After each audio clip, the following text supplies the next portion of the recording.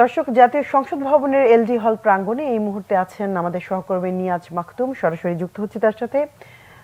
নিয়াজ, বিএনপির বর্ধিত সভার এখনকার অবস্থা সম্পর্কে আমাদেরকে জানান। দলের নেতাকর্মীরা কি বলছেন?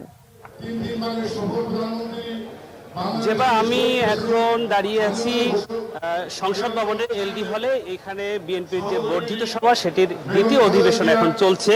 কিছুক্ষণ আগে এখানে লাঞ্চ ব্রেক ছিল, সেই লাঞ্চ ব্রেক শেষ হয়েছে। এখন নেতাকর্মীরা বক্তব্য দিচ্ছেন।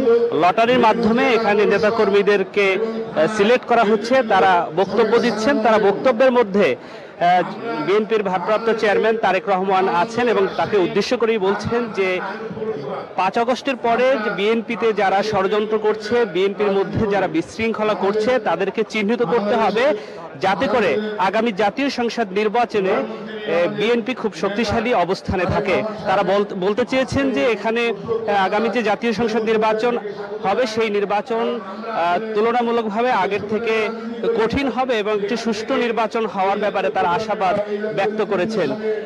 এর বাইরে এখানে আজকের যে বর্ধিত সভা, এই বর্ধিত সভায় 2018 সালের ফেব্রুয়ারি মাসে বিএনপি চেয়ারপারসন বেগম খালেদা জিয়া অংশগ্রহণ করেছিলেন সরাসরি হোটেল লো মেরিডিয়ানে।